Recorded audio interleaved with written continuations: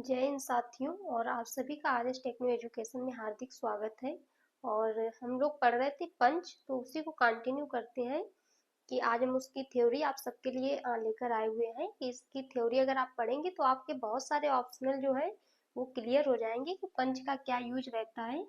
तो सबसे पहले हम लोग देखते हैं इंट्रोडक्शन ऑफ पंच।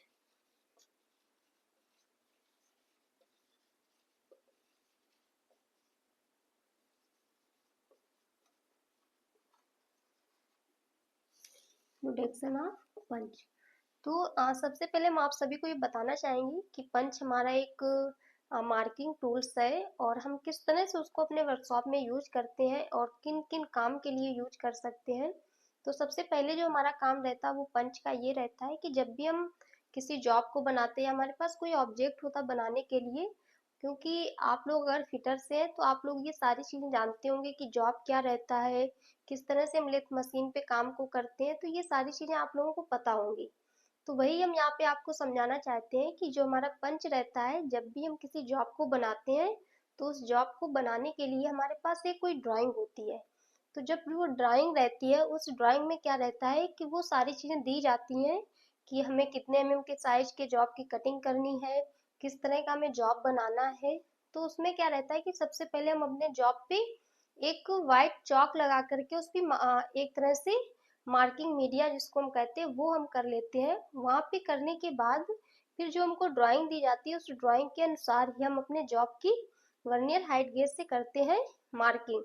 तो जब मार्किंग करते हैं, मार्किंग करने के लिए क्या रहता है कि वहाँ पे जब हम वर्नियर हाइट गेज से मार्किंग करते हैं और जब हम कटिंग करने जाते हैं वहाँ पे, तो हम क्या करते हैं कि हेक्सा ब्लेड में जब वो बार बार यूज होता है तो उसमें हीट होती है। तो उस हीट को कम करने के लिए वहाँ पे हम करते हैं कूलेंट का प्रयोग।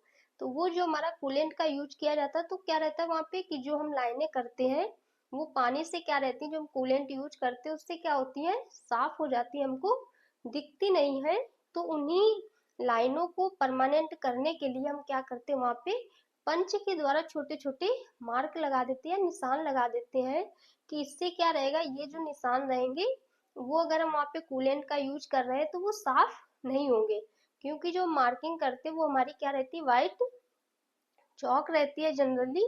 तो उस चौक को क्या होता है कि जैसे ही पानी पड़ेगा उस पे तो वो साफ हो जाएगी, वहां पे हमें लाइनें नहीं दिखेंगी। तो सिंपल सा हमारा जो पंच रहता है उसका कार्य यही रहता है कि मार्किंग की हुई लाइनों को परमानेंट करने के लिए हम पंच का यूज करते हैं। तो यहाँ पे हम डिफिनीशन देखते हैं। जब किसी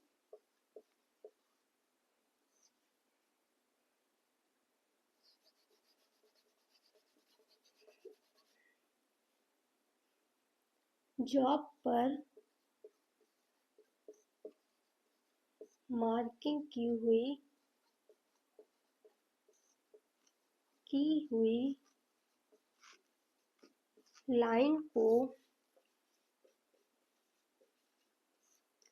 लाइन को परमानेंट या पक्का करने के लिए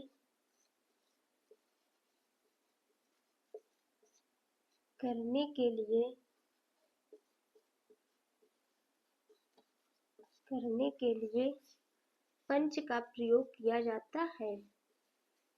पंच का प्रयोग करते हैं कि जब हम अपने जॉब को बनाते हैं तो उस जॉब पे जो मार्किंग करते हैं उन लाइनों को परमानेंट करने के लिए या पक्का करने के लिए हम पंच का यूज करते हैं। ये इसकी हो जाती है सिंपल सी डिफिनीशन। अब हम लोग देखते हैं कि पंच, मटेरियल ऑफ पंच।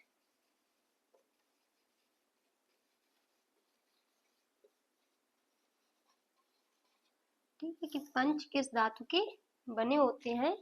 तो पंच जो हमारा रहता है वो आप लोग जानते भी होंगे कि हाई कार्बन स्टील का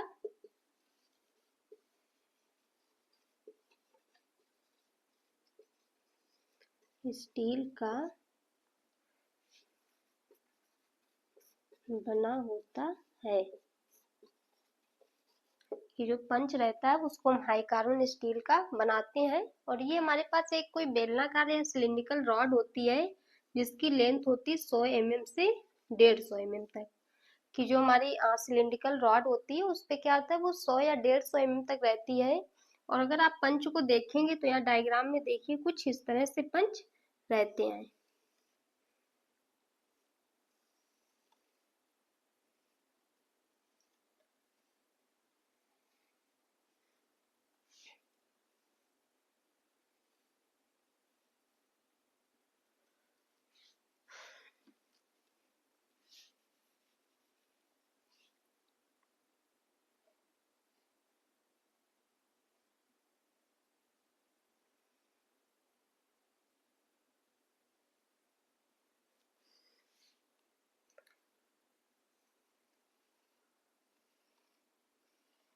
इस तरह से पंच रहता है और इस पे हम लोग क्या करते हैं,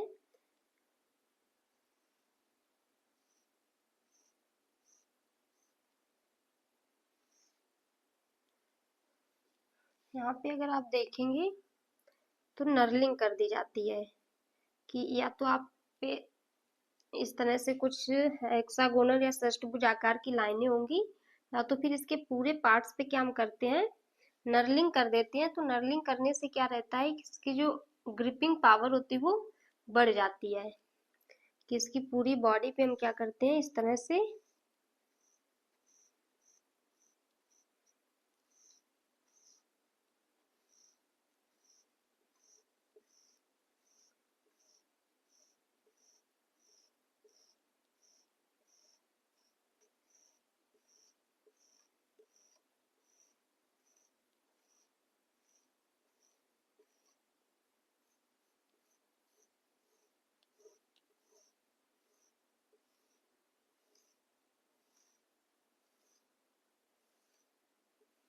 ये आपका रफ डायग्राम बना रहे हैं, जिससे कि आप लोगों को समझ में आ जाए कि पंच किस तरह से रहते हैं और क्या हम उसका यूज करते हैं।